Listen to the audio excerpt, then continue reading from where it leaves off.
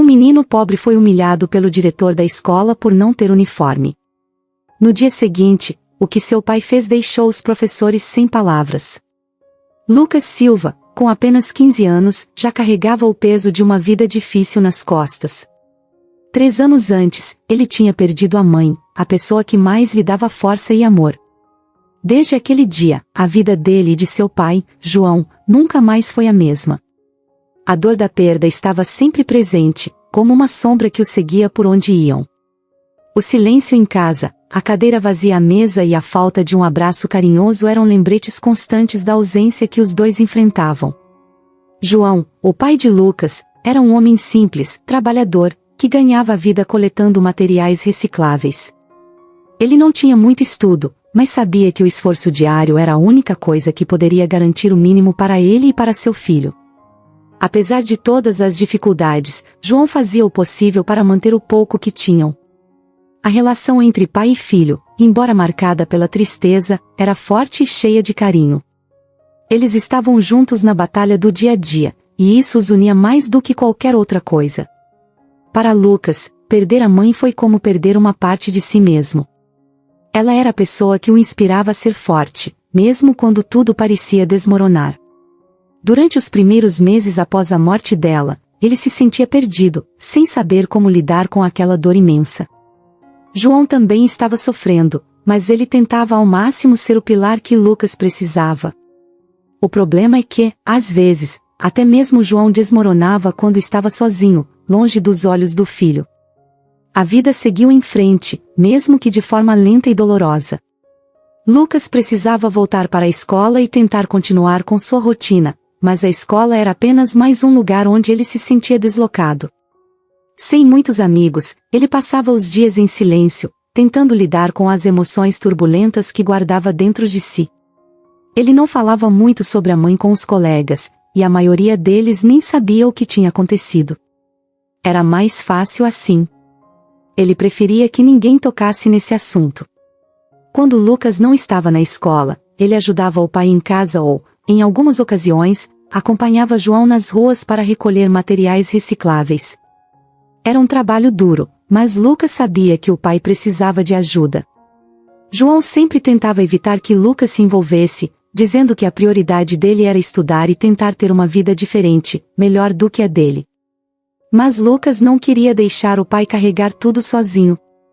Eles já tinham perdido tanto, e ele não queria que João perdesse também a saúde por trabalhar demais.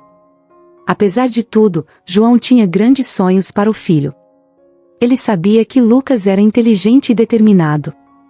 Desde pequeno, ele se destacava na escola, sempre curioso e interessado em aprender. João tinha esperança de que Lucas conseguisse ir além das limitações que a vida lhes impunha. Ele via em Lucas a chance de mudar o destino da família, de romper com aquele ciclo de dificuldades. Foi assim que, mesmo enfrentando tantas barreiras, Lucas conseguiu uma bolsa de estudos em uma das melhores escolas da cidade, a Escola Monte Alto. Essa oportunidade parecia um raio de luz em meio a toda a escuridão que o cercava. João ficou emocionado e orgulhoso, acreditando que aquilo poderia ser o começo de uma nova vida para o filho. No entanto, Lucas não tinha tanta certeza. Embora estivesse animado com a ideia de estudar em um lugar que oferecia tantas possibilidades, ele também sabia que isso poderia trazer novos desafios. A Escola Monte Alto era conhecida por ser frequentada pela elite da cidade. Era o tipo de lugar onde os alunos chegavam em carros de luxo, usavam roupas caras e viviam uma realidade completamente diferente da de Lucas. Ele sabia que, por mais que tivesse a inteligência e o potencial para estar ali, seria difícil ser aceito em um ambiente onde as aparências e o status social importavam tanto. Lucas não tinha as roupas de marca que os outros usavam, sua mochila já estava velha e surrada, e, acima de tudo, ele sabia que sua origem humilde seria um alvo fácil para quem quisesse fazer pouco caso dele. Ainda assim, Lucas decidiu aceitar o desafio. Não queria desapontar o pai, que estava tão esperançoso com essa oportunidade. João, por sua vez, sabia que não seria fácil para o filho, mas acreditava que, com esforço, Lucas conseguiria vencer qualquer obstáculo. O problema é que João não sabia até que ponto o preconceito e a crueldade poderiam marcar a experiência de Lucas naquele novo ambiente. No primeiro dia na escola Monte Alto, Lucas já percebeu que as coisas não seriam fáceis. Desde o momento em que passou pelos portões da escola, ele sentiu os olhares. Não eram olhares de curiosidade ou interesse, mas de julgamento. Ele vestia o uniforme mais simples possível, a mochila que carregava estava gasta e, de longe, dava para perceber que ele não fazia parte daquele mundo de luxo e aparências. O contraste era gritante. Enquanto os outros alunos chegavam em carros caros, Lucas vinha de ônibus. Enquanto eles exibiam mochilas novas, roupas de marca e acessórios que custavam mais do que sua família poderia juntar em meses, Lucas tinha o essencial, e apenas isso. Ele sabia que a única coisa que o colocava ali era sua bolsa de estudos. Mas, ao contrário do que esperava, em vez de encontrar apoio ou admiração por ter conseguido a vaga, ele logo se tornou alvo de zombarias. Bruno Monteiro era o líder de um grupo que dominava os corredores da escola. Filho do diretor, Bruno sempre teve tudo o que queria, e isso incluía o controle sobre os colegas. Era um daqueles garotos que achava que tudo podia ser resolvido com seu sobrenome e seu dinheiro. Desde o momento em que viu Lucas, algo nele despertou uma vontade cruel de humilhar o garoto. Talvez fosse o simples fato de Lucas ser diferente, ou talvez fosse a maneira como ele andava de cabeça baixa, tentando se proteger dos olhares julgadores. No primeiro intervalo, enquanto Lucas tentava achar um lugar tranquilo para comer seu lanche, Bruno e seus amigos o cercaram. Bruno olhou para Lucas de cima a baixo, com um sorriso debochado no rosto. "Ei, bolsista", ele disse, com um tom de voz carregado de desprezo. "Acho que você está no lugar errado. Aqui não é a escola pública." Lucas tentou ignorar. Sabia que confrontá-los só pioraria as coisas. Ele se sentou em um canto, tirou o sanduíche de sua mochila e começou a comer em silêncio, tentando não chamar mais atenção. Mas Bruno não estava disposto a deixá-lo em paz. Sem aviso, ele deu um tapa na mão de Lucas, fazendo o sanduíche cair no chão sujo. O riso dos outros foi imediato. "Agora você já está mais no seu nível", Bruno zombou, apontando para o lanche no chão. Aquilo foi como um soco no estômago. Lucas sentiu os olhos arderem, mas se recusou a chorar. Não ali, não na frente deles. Ele abaixou a cabeça, recolheu o sanduíche e saiu do refeitório, enquanto ouvia os risos ecoando pelos corredores. Aquele era apenas o primeiro de muitos momentos assim. Com o passar dos dias, Lucas percebeu que Bruno não estava sozinho. A maioria dos alunos da escola Monte Alto compartilhava do mesmo preconceito. O simples fato de ele ser um aluno bolsista, de origem humilde, era suficiente para que fosse tratado como inferior. Nos corredores, os cochichos continuavam. "Olha a roupa dele, ele deve morar na favela, acha que vai conseguir acompanhar a gente?" A escola, que deveria ser um lugar de aprendizado, se tornou um campo minado para Lucas, onde cada passo que ele dava parecia estar pisando em terreno perigoso. Até os professores, de forma sutil, contribuíam para seu isolamento. Alguns ignoravam Lucas, como se ele nem estivesse ali. Outros faziam comentários que deixavam claro o quanto o julgavam. Durante uma aula de geografia, o professor comentou algo sobre moradias populares, e, sem disfarçar, lançou um olhar direto para Lucas, como se quisesse fazer uma piada às custas dele. Os outros alunos riram, e Lucas sentiu o rosto queimar de vergonha. Mesmo em um ambiente onde deveria haver respeito e incentivo, ele não encontrava refúgio. Bruno e seu grupo continuavam a persegui-lo, mas de maneiras cada vez mais sutis. Eles sabiam que não podiam ultrapassar certos limites, pelo menos não fisicamente, então usavam palavras afiadas e pequenas humilhações para manter Lucas no lugar de alvo fácil. Eles colocavam notas de dinheiro falsas em sua mochila, e quando ele as encontrava, riam, insinuando que ele era tão pobre que até aquilo deveria ser motivo de comemoração. Outras vezes, pegavam os cadernos dele e desenhavam caricaturas ofensivas, escrevendo coisas como pobre ou fracassado nas margens. A cada novo ataque, Lucas se sentia mais isolado. Ele tentava se concentrar nos estudos, pois sabia que aquela bolsa de estudos era sua chance de um futuro melhor. Mas o ambiente hostil estava começando a afetá-lo. Era difícil manter o foco quando todos os dias ele era lembrado de que não pertencia àquele lugar. Em casa, Lucas fazia o possível para esconder o que estava acontecendo. Ele não queria preocupar o pai. João já tinha preocupações demais, lutando para pagar as contas e garantir o sustento dos dois. Lucas sabia que, se contasse ao pai sobre o que estava passando, João ficaria arrasado e provavelmente tentaria resolver a situação à sua maneira, o que poderia piorar tudo. Então, Lucas guardava tudo para si. Ele sorria quando estava com o pai, fingindo que tudo estava indo bem, quando, na verdade, cada dia na escola era uma luta silenciosa. Bruno não parava. A crueldade dele parecia não ter fim, e os outros alunos o seguiam, como se fosse um líder a ser admirado. Eles zombavam de Lucas até mesmo nos momentos em que ele estava mais vulnerável, como quando tentava apresentar trabalhos na frente da classe. Durante uma apresentação de história, Bruno fingiu tossir, interrompendo Lucas, e seus amigos riram como se fosse a piada mais engraçada do mundo. O professor olhou para eles com uma leve reprovação, mas não fez nada para impedi-los. Lucas, mais uma vez, teve que engolir a humilhação e continuar. O que tornava tudo ainda pior era a maneira como a escola tratava os alunos bolsistas como um todo. Monte Alto, apesar de sua fachada de prestígio, tinha um sistema que deixava claro quem eram os verdadeiros alunos e quem estava ali por caridade. Havia um tom sutil de exclusão em tudo, desde a maneira como os eventos escolares eram organizados até as atividades extracurriculares. Os alunos bolsistas, como Lucas, não eram incentivados a participar de clubes ou projetos importantes. Era como se fossem apenas tolerados, e não realmente bem-vindos. As semanas passaram, e o preconceito e a crueldade na escola só pioravam. Lucas se sentia cada vez mais sozinho, lutando para encontrar uma maneira de lidar com tudo aquilo.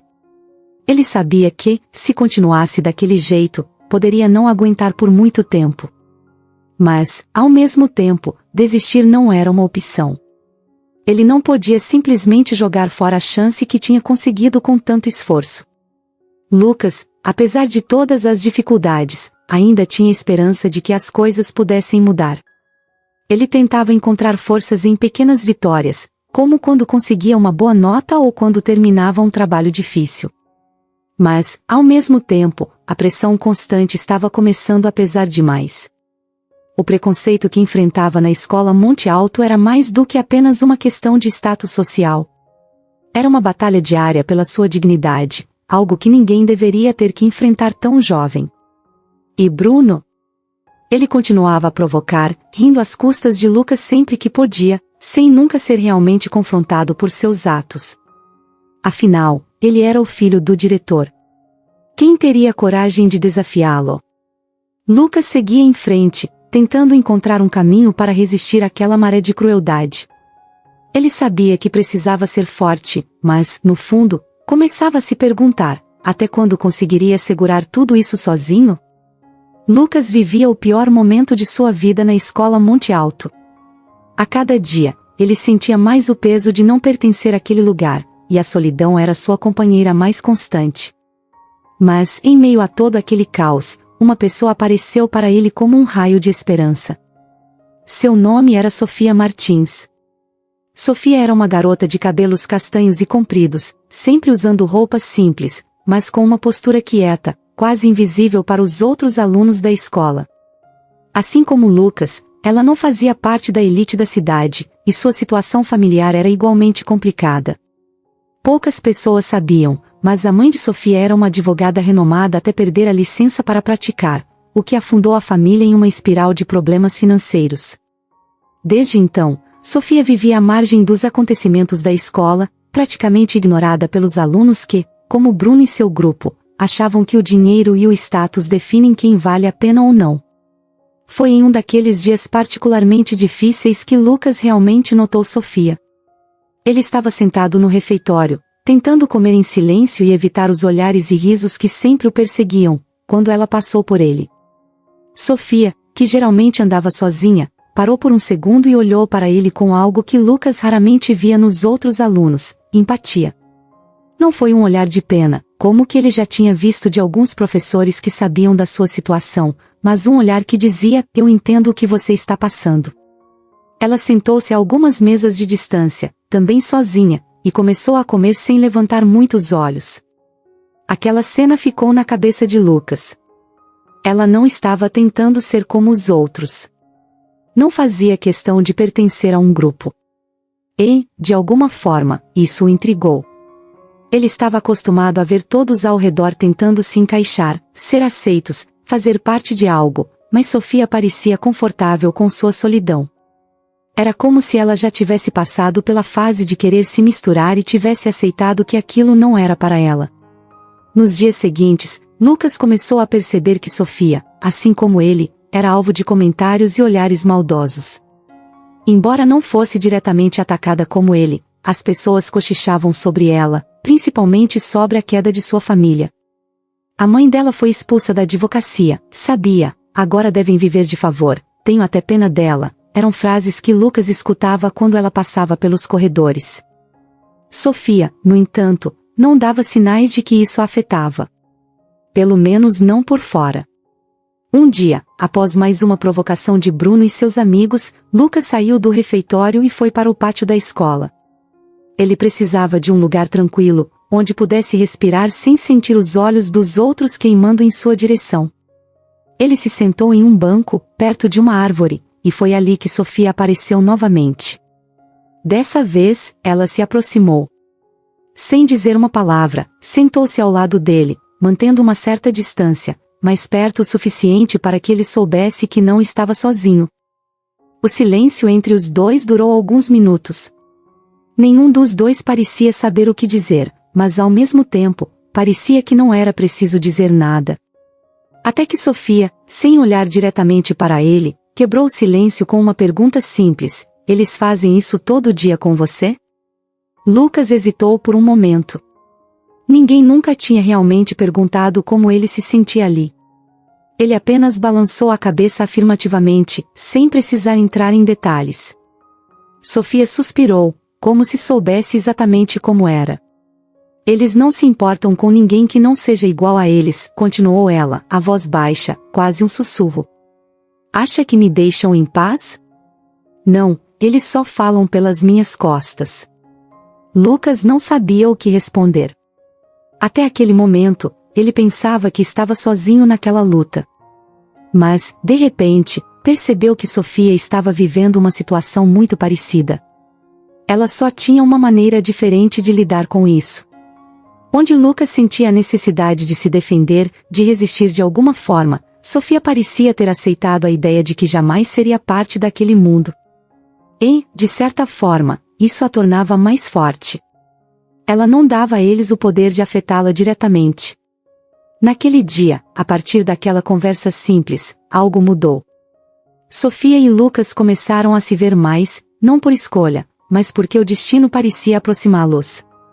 Nos intervalos, ela passava por onde ele estava, e aos poucos, ele começou a se sentar perto dela no refeitório. Eles não precisavam falar muito. A presença dela já bastava para Lucas se sentir um pouco menos isolado naquele ambiente tão hostil. Com o tempo, Sofia começou a abrir mais sobre sua vida. Ela contou a Lucas como sua mãe, uma mulher forte e independente, havia perdido tudo por conta de um erro que não cometeu. Ela foi acusada de algo que não fez, mas a verdade não importava. O que importava era quem estava envolvido. Lucas não precisava de mais explicações para entender o que Sofia queria dizer. Ele sabia que, em um mundo onde o dinheiro e o poder falam mais alto, a justiça nem sempre tem a última palavra. Sofia também falou sobre como sua vida mudou depois disso. As dívidas começaram a se acumular, e a mãe dela, uma mulher outrora respeitada e admirada, se viu praticamente excluída da sociedade. Para Sofia, que cresceu vendo a mãe como uma figura de força e justiça, foi um choque. Mas ela aprendeu a lidar com isso. Você aprende a sobreviver de um jeito ou de outro, disse ela a Lucas, como se estivesse contando algo óbvio. E assim, a amizade entre Lucas e Sofia se fortaleceu. não era uma amizade cheia de risos e diversão como muitas outras que se via por aí. Era uma amizade construída em cima da dor compartilhada e do entendimento mútuo. Ambos sabiam o que era ser tratado como inferior, como alguém que não pertence ao lugar onde está.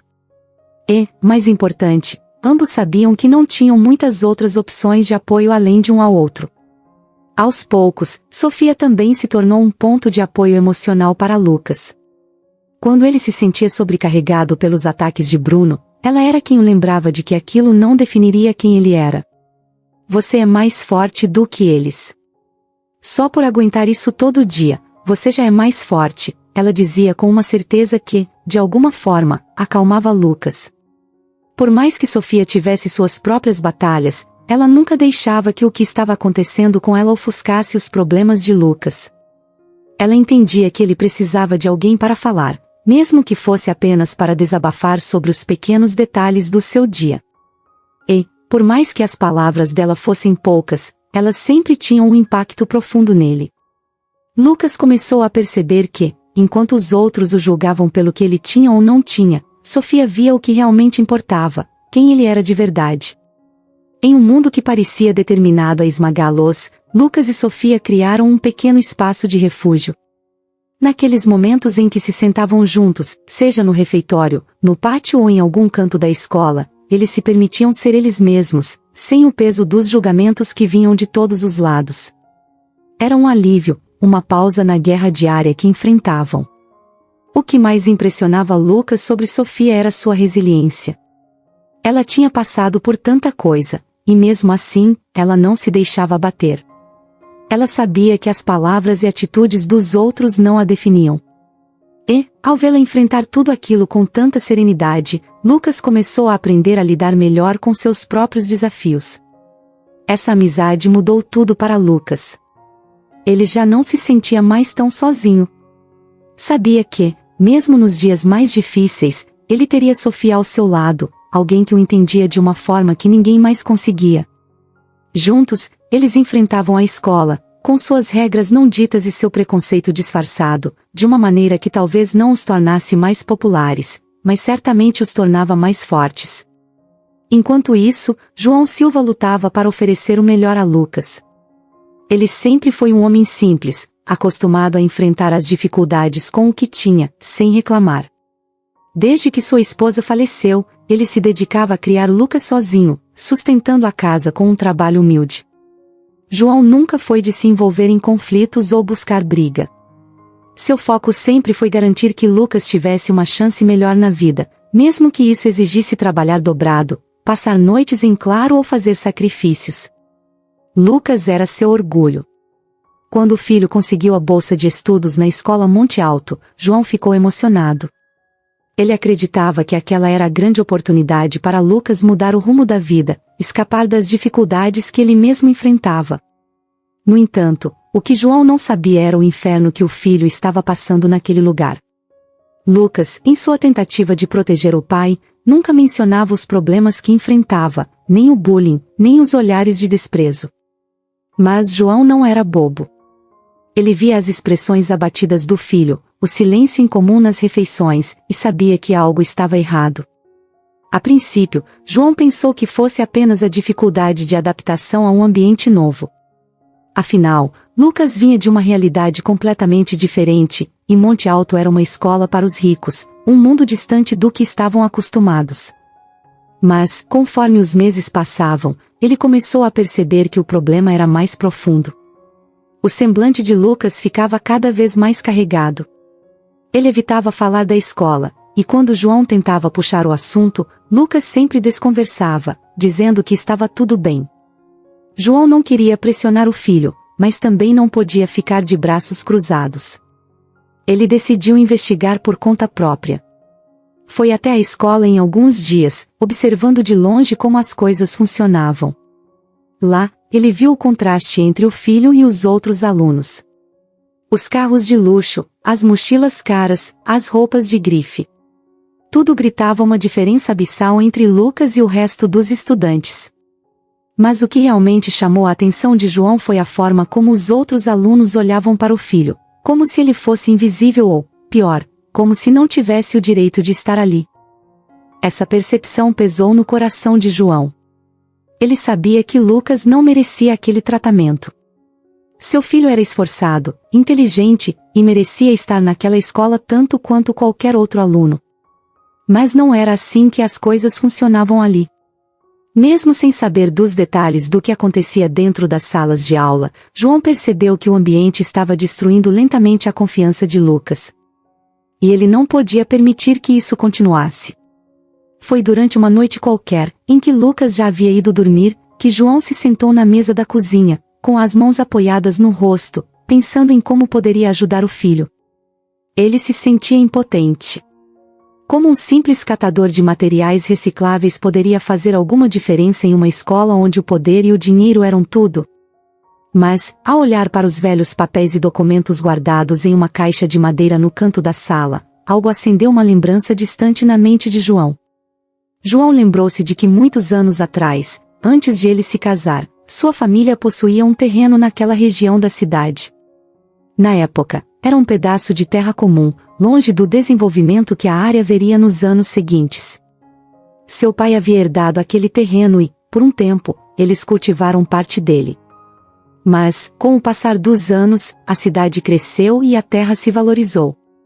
Naquele tempo, João se afastou dos negócios da família, vivendo sua própria vida, até que a propriedade acabou vendida ou trocada por algum acordo. Ou, pelo menos, era o que ele achava. Curioso, João foi até a caixa de madeira, onde guardava documentos antigos da família. Revirou papéis empoeirados, cartas velhas e registros de propriedades que ele nem lembrava mais que existiam. Foi então que ele encontrou algo que fez seu coração acelerar, um contrato. O papel estava amarelado pelo tempo, mas ainda legível. Era um contrato de venda parcial de um terreno, com a assinatura de seu pai. E para sua surpresa, aquele terreno mencionado no contrato era exatamente o mesmo onde a escola Monte Alto havia sido construída. Mas havia mais. Ao ler os detalhes do documento, João percebeu que a venda não havia sido completa. Seu pai tinha feito um acordo com os compradores, eles poderiam usar o terreno, mas uma parte ainda pertencia à família Silva. Um pedaço da terra, tecnicamente, ainda era deles. E, por algum motivo, esse acordo foi deixado de lado quando a escola foi construída. Era como se, ao longo dos anos, as pessoas tivessem esquecido, ou convenientemente ignorado, os direitos que sua família ainda tinha sobre aquela propriedade. A cabeça de João fervilhava. Como isso tinha passado despercebido por tanto tempo? E, mais importante, como ele poderia usar essa informação para ajudar Lucas? Ele sabia que aquele contrato era legítimo, e a descoberta lhe deu uma ideia. Talvez ele pudesse confrontar a direção da escola, exigir que respeitassem seu filho. Afinal, ele tinha um direito legal sobre aquele terreno. Eles não podiam simplesmente ignorá-lo. No dia seguinte, João levou o contrato a um primo seu, Pedro Costa, que era advogado. Pedro analisou o documento com cuidado e confirmou o que João já suspeitava: a escola estava em uma situação delicada. Se João quisesse, ele poderia reivindicar parte do terreno ou exigir uma compensação. Mas João não estava interessado em dinheiro ou propriedades. Tudo o que ele queria era que Lucas fosse tratado com respeito, que pudesse estudar em paz, sem ser humilhado. Pedro sugeriu que eles marcassem uma reunião com o diretor da escola, Ricardo Fonseca, e apresentassem o contrato. Se o diretor se recusasse a negociar, eles poderiam entrar com uma ação judicial. Embora não quisesse criar problemas legais, João estava disposto a ir até o fim para proteger o filho. Era hora de agir. Com o apoio de Pedro, João agendou a reunião. O diretor Ricardo Fonseca aceitou receber os dois, mas fez questão de deixar claro que estava pouco interessado no que João tinha a dizer. Era evidente que ele via João como alguém insignificante, um simples catador de materiais recicláveis que estava tentando tirar vantagem de uma situação. Mas João não se deixou intimidar. Ele sabia que estava ali por uma razão maior do que ele próprio. Quando João colocou o contrato na mesa do diretor, a expressão de Ricardo mudou. Ele olhou para o papel, depois para João, e percebeu que aquela não era uma simples reivindicação sem fundamento. O contrato era real, e ele sabia que aquilo poderia causar grandes problemas para a escola, especialmente se fosse parar nos tribunais. Ricardo tentou manter a calma, mas era óbvio que estava desconfortável. Ele sabia que, se João levasse o caso adiante, poderia criar um escândalo que envolveria a reputação da escola. João não pediu muito. Não queria dinheiro ou favores. Ele apenas exigiu que Lucas fosse tratado com dignidade. Queria que o filho tivesse uma chance justa de estudar e crescer sem sofrer com o preconceito e o bullying. Eu não estou pedindo por mim, disse João, olhando diretamente nos olhos do diretor. Estou pedindo pelo meu filho. Ele merece mais do que isso. No entanto, ao invés de resolver o problema de forma justa, Ricardo e Clara Monteiro, mãe de Bruno e presidente do conselho escolar, decidiram que a melhor defesa era o ataque. Clara, uma mulher acostumada a ter controle sobre tudo, não gostou nem um pouco da ideia de ser confrontada por um simples catador de recicláveis. Para ela, João Silva era apenas um obstáculo a ser removido, um incômodo que deveria ser calado o mais rápido possível. Foi então que João e Pedro receberam a convocação para uma reunião com o conselho escolar. Clara Monteiro, além de ser uma das figuras mais influentes da cidade, comandava o conselho com mão de ferro. Muitos a respeitavam, mas a maioria temia seu poder. Ela estava envolvida em praticamente todas as decisões importantes da escola e tinha fortes conexões políticas e empresariais. Na visão dela, enfrentar João e seu contrato não era apenas uma questão de proteger a reputação da escola, mas também de manter seu próprio status. A reunião foi marcada para uma tarde quente de sexta-feira. João, embora nervoso, estava confiante de que tinha a verdade ao seu lado. Pedro, sempre calmo e calculista, o acompanhou, pronto para qualquer situação. Ao chegarem à sala do conselho, foram recebidos por Clara, Ricardo e outros membros importantes da escola. Todos estavam alinhados ao lado de Clara, como se tivessem ensaiado para intimidar João antes mesmo de a reunião começar. Clara, com um sorriso que mal disfarçava sua arrogância, começou a reunião de forma direta. Senhor Silva, estamos aqui para discutir suas alegações sobre o terreno da escola. Acredito que você entende a seriedade dessas acusações, não é? João, mantendo a calma, olhou diretamente para ela. Ele sabia que Clara estava tentando fazê-lo se sentir pequeno, mas não cairia naquela armadilha. Não são alegações, senhora Monteiro. Tenho um contrato que comprova o que estou dizendo. Parte desse terreno ainda pertence à minha família. Clara manteve o sorriso, mas ficou mais fria. Ela se inclinou na cadeira e, com a voz firme, respondeu: nós revisamos seu contrato, senhor Silva, e, francamente, ele parece ser obsoleto. A escola está aqui há anos, e nunca houve qualquer questão sobre a legalidade do terreno. Não acha que, se houvesse algum problema, ele já teria surgido? Pedro entrou na conversa, colocando os papéis sobre a mesa. Obsoleto ou não, o fato é que o contrato ainda está vigente. E, se a escola não quiser negociar, temos todos os motivos para levar isso aos tribunais.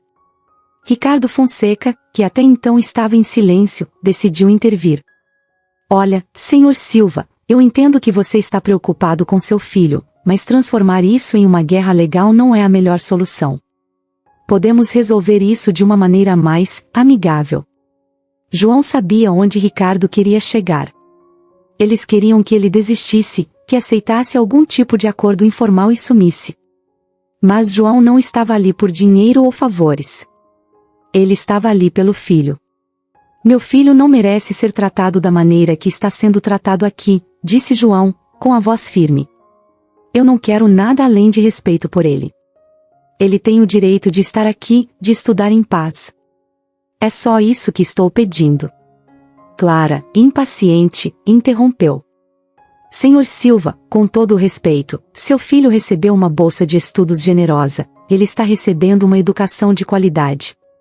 Talvez você esteja exagerando a gravidade da situação. Certamente a escola não pode ser responsabilizada por comentários de outros alunos. João sentiu a raiva crescer dentro de si, mas manteve o controle. Ele sabia que Clara estava jogando sujo, minimizando o que estava acontecendo com Lucas. Vocês sabem muito bem o que está acontecendo, respondeu ele. O bullying, os insultos, o preconceito. E agora que vocês sabem que eu tenho direito sobre esse terreno, estão tentando me calar. O clima na sala ficou pesado. Clara olhou para os outros membros do conselho, e foi visível que ela estava começando a perder a paciência. Senhor Silva, disse ela, em um tom mais agressivo, se você está sugerindo que vai usar esse contrato como uma forma de chantagem contra a escola, eu sugiro que pense 2 vezes. A Escola Monte Alto é uma instituição respeitada, e não vamos permitir que alguém como você tente manchar nossa reputação. João apertou os punhos, sentindo a pressão daquele momento, mas ele não estava sozinho. Pedro interveio novamente, com um tom calmo, mas firme. Ninguém aqui está falando de chantagem, senhora Monteiro. O que estamos dizendo é que se a escola continuar ignorando os direitos da família Silva, haverá consequências legais. E a senhora sabe tão bem quanto eu que uma batalha judicial não seria boa para a reputação da escola. A sala ficou em silêncio. Clara olhou para Pedro com uma expressão de desdém, mas sabia que ele estava certo. Ricardo, que claramente não queria se envolver em um escândalo, começou a tentar acalmar os ânimos. Talvez possamos encontrar uma solução que beneficie ambas as partes, disse ele, olhando para Clara em busca de aprovação. Podemos discutir uma forma de melhorar a experiência do Lucas na escola e garantir que ele não sofra mais nenhum tipo de desconforto. João olhou para o diretor. Ele sabia que Ricardo estava apenas tentando evitar um problema maior, mas se isso garantisse que Lucas pudesse estudar em paz, ele consideraria. No entanto, antes que João pudesse responder, Clara se levantou da cadeira, encerrando a reunião abruptamente. Isso está longe de terminar, Senhor Silva, disse ela, com os olhos fixos em João. Se quer ir adiante com isso, vá em frente. Mas eu garanto que não será fácil. João saiu da sala com Pedro ao seu lado, sentindo o peso das ameaças de Clara. Ele sabia que ela não desistiria tão facilmente. A batalha com o conselho escolar estava apenas começando. Lucas estava num ponto em que tudo parecia desmoronar ao seu redor. A pressão na escola Monte Alto não parava de aumentar, e o confronto de seu pai com o conselho escolar havia acendido ainda mais os ânimos. A ideia de que João Silva, um homem humilde, estava ameaçando a elite da escola com um contrato de posse do terreno era inaceitável para muitas pessoas poderosas. E essas mesmas pessoas, lideradas por Clara Monteiro, começaram uma campanha para desacreditar João publicamente. Na imprensa local, surgiram insinuações maliciosas, sugerindo que João estava apenas tentando tirar proveito de uma brecha legal para extorquir a escola. Lucas via seu pai sendo destruído nos noticiários, tratado como um oportunista. Era doloroso. Tudo que João queria era proteger o filho, garantir que ele tivesse uma chance justa, mas em vez de respeito, ele estava sendo pintado como um vilão. Lucas não sabia mais o que fazer. O bullying na escola só piorava, agora com novos insultos, chamando-o de filho de um ladrão ou o garoto que quer roubar a escola. Ele se sentia encurralado, sem saída. A escola, que já era um lugar hostil, agora se tornará insuportável. Nem Sofia, sua amiga mais próxima, sabia como ajudá-lo. Porém, Sofia sempre esteve atenta. Ela observava o que estava acontecendo com Lucas e sabia que precisava fazer algo. Eles tinham se tornado muito próximos nos últimos meses, e ver Lucas afundar em desespero a deixava angustiada. Foi então que ela se lembrou de algo que sua mãe, uma advogada experiente, havia mencionado anos atrás, antes de perder a licença. Sua mãe, que sempre fora uma defensora incansável da justiça, costumava guardar documentos importantes, muitos deles relacionados a casos grandes de corrupção e desvio de dinheiro. E um desses documentos envolvia ninguém menos que Clara Monteiro. A mãe de Sofia havia trabalhado em alguns casos importantes no passado, e em um deles, ela havia descoberto provas contundentes de esquemas de corrupção envolvendo Clara e outros membros do conselho escolar. Na época, as evidências nunca vieram à tona por completo, porque a mãe de Sofia foi afastada antes de conseguir finalizar o caso. O poder de Clara Monteiro era vasto, e ela havia usado todas as suas influências para se proteger. Porém, os documentos nunca foram destruídos. Certa tarde, Sofia encontrou Lucas no mesmo banco no pátio da escola onde costumavam se sentar. Ele estava cabisbaixo, com o semblante visivelmente abatido. Ela sabia que precisava contar a ele o que havia descoberto, mas também sabia que era uma revelação pesada, algo que mudaria completamente a forma como eles encarariam a batalha contra Clara e o conselho. Sentando-se ao lado dele, Sofia começou devagar. Lucas, preciso te contar uma coisa, disse ela, com a voz calma, mas firme. Ele ergueu os olhos, sem muita expectativa. Parecia cansado demais para acreditar que algo pudesse mudar. Minha mãe, ela guardava documentos. Documentos importantes sobre pessoas que estavam envolvidas em esquemas corruptos, sabe? E Clara Monteiro, ela está nesses documentos. Lucas franziu a testa, confuso. Clara Monteiro? Ele perguntou. O que isso tem a ver com a gente? Sofia respirou fundo. Minha mãe descobriu que Clara desviava dinheiro, Lucas. Dinheiro que deveria ter sido investido na escola, em projetos para os alunos. Mas, em vez disso, Clara e outros membros do conselho pegaram para eles. Tem provas. Eu vi os documentos. De repente, algo se acendeu em Lucas. E por que ninguém sabe disso? Por que nada aconteceu? Porque minha mãe foi afastada antes de poder levar o caso adiante, explicou Sofia. Ela tentou, mas as influências de Clara são grandes demais. Depois que minha mãe perdeu a licença, ninguém quis mais tocar no assunto. Mas os papéis ainda estão lá, Lucas. E se mostrarmos isso? Se usarmos essas provas, talvez possamos acabar com Clara de uma vez por todas. Lucas ficou em silêncio por um momento, processando o que acabará de ouvir. Era muita coisa para absorver. Durante tanto tempo, ele havia se sentido impotente, vendo seu pai ser atacado e seu nome ser jogado na lama. Agora, de repente, havia uma chance real de virar o jogo. Clara Monteiro, a mesma mulher que vinha tentando destruir sua família, estava envolvida em corrupção. E Sofia tinha as provas disso.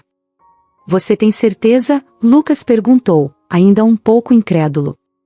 Você tem certeza de que essas provas podem derrubá-la?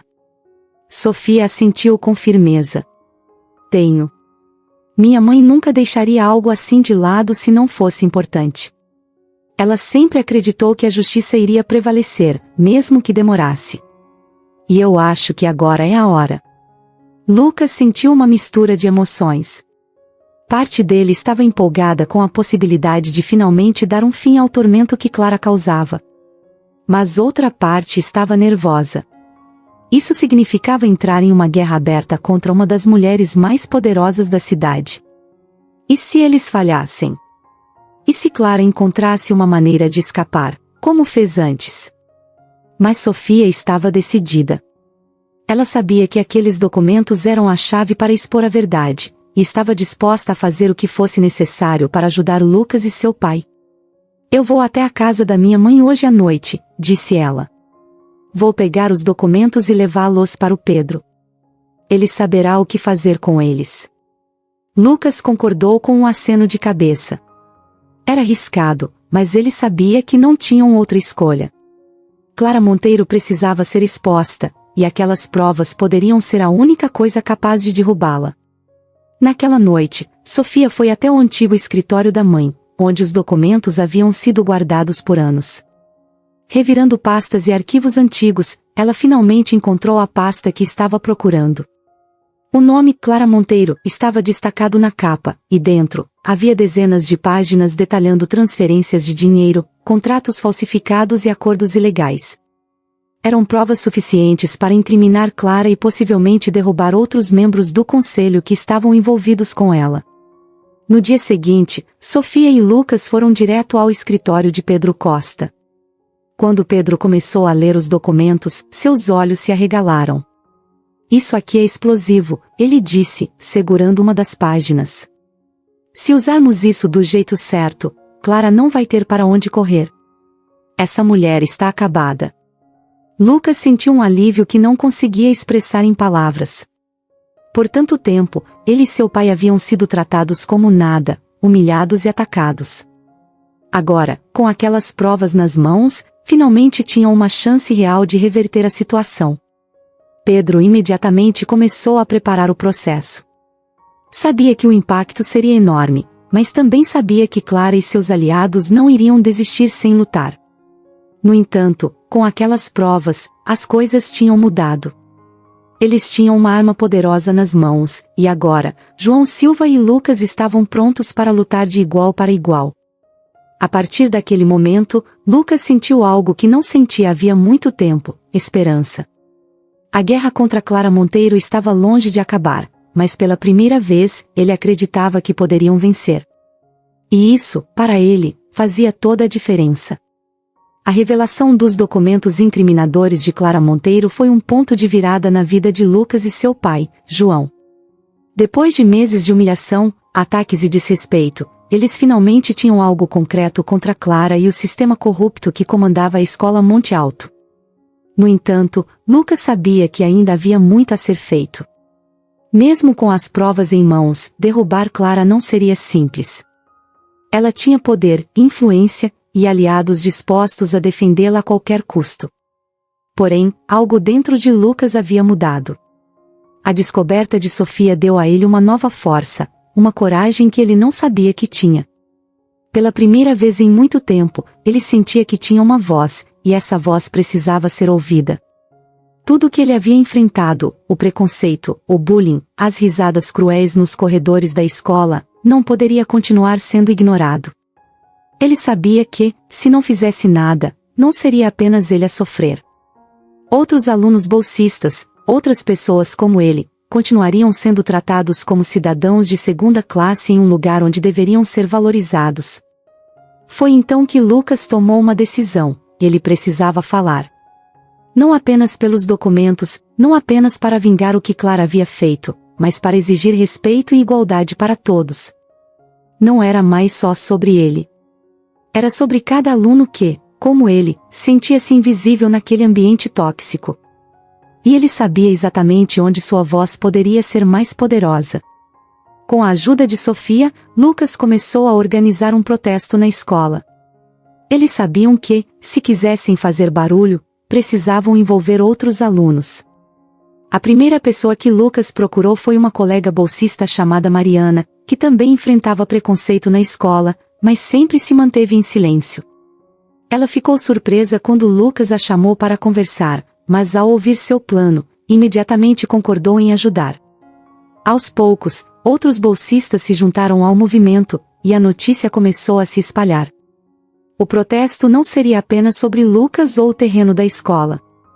Seria sobre algo muito maior: o direito de todos os alunos serem tratados com dignidade, independentemente de suas origens ou condições financeiras. Eles queriam que a escola mudasse suas políticas elitistas, que acabasse com o ambiente de exclusão e preconceito que havia se enraizado ali. Queriam igualdade. No dia marcado para o protesto, Lucas acordou nervoso. Ele sabia que aquele era um momento decisivo. Estava tudo preparado, mas ainda havia o medo de que ninguém aparecesse, de que seu esforço fosse em vão.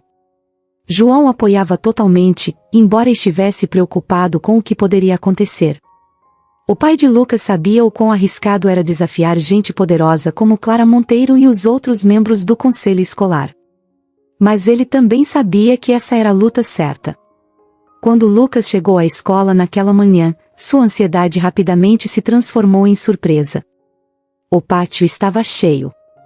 Não só de bolsistas, mas de muitos outros alunos, incluindo aqueles que, até então, pareciam distantes da causa. Sofia estava lá, ao lado de Lucas, com um sorriso encorajador. Mariana e os outros bolsistas seguravam cartazes pedindo por justiça, igualdade e mudanças na escola. Era um mar de vozes, unidas em um propósito comum. Lucas não estava mais sozinho. O diretor Ricardo Fonseca, ao perceber o que estava acontecendo, tentou controlar a situação, mas já era tarde demais. A notícia do protesto tinha se espalhado pelas redes sociais e, em questão de horas, a mídia local já estava cobrindo o evento.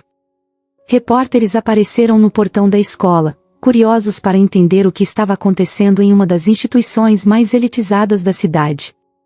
Clara Monteiro, que não esperava por algo assim, ficou furiosa nos bastidores. Ela achava que tinha o controle de tudo, mas agora via que as coisas estavam saindo de suas mãos. Era a vez de Lucas falar. Com o microfone improvisado, ele subiu em um pequeno palanque montado no pátio. Ele olhou para a multidão e sentiu um frio na barriga. Não estava acostumado a falar em público, e, por um momento, pensou que talvez não conseguisse. Mas então ele lembrou de tudo que havia passado, de todas as humilhações, de todas as vezes que Bruno e seus amigos o fizeram se sentir inferior, de todas as noites em que viu seu pai voltar exausto do trabalho, tentando lhe dar uma vida melhor. E isso o fez seguir em frente. Eu nunca fui de falar muito, ele começou, a voz trêmula. Sempre fui quieto. Tentei me adaptar. Tentei ser forte sozinho. Mas agora eu percebo que não posso mais ficar em silêncio.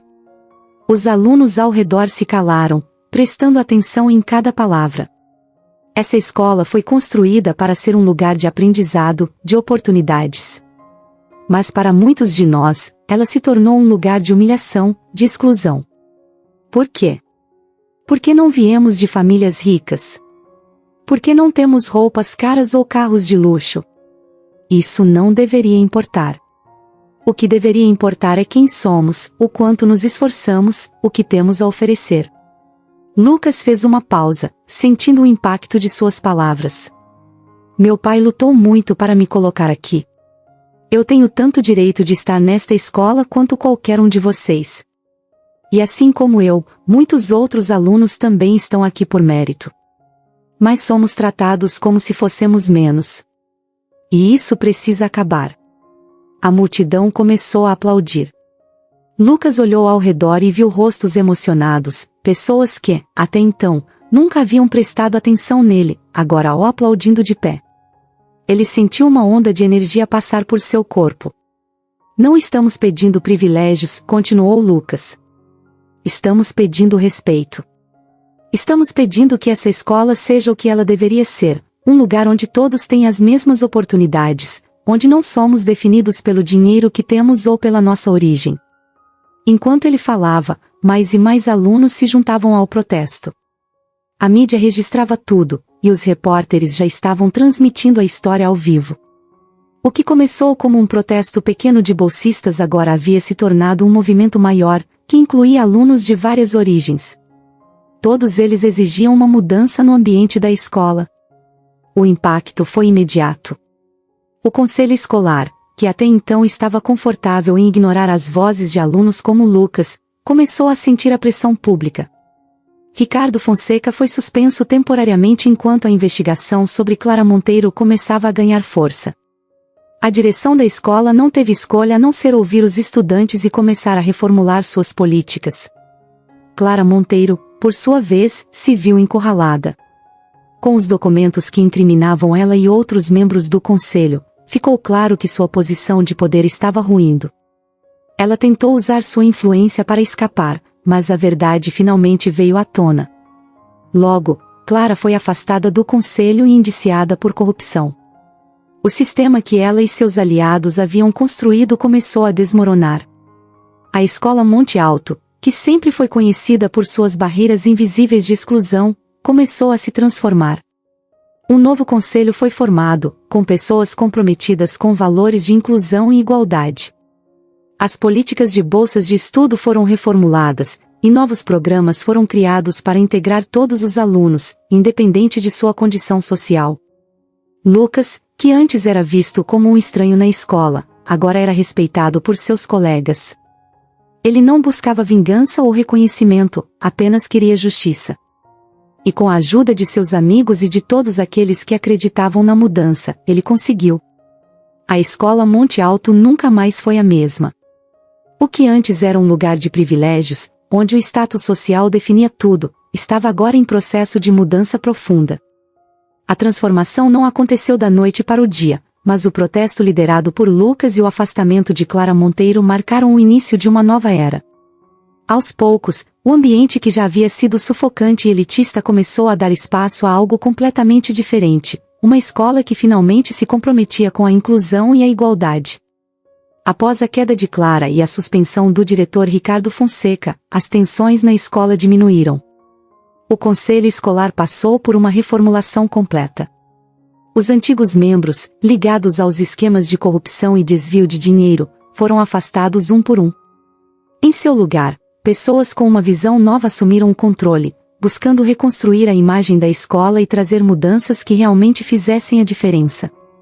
O novo conselho escolar sabia que, para apagar as manchas do passado, precisaria fazer mais do que simplesmente remover os corruptos.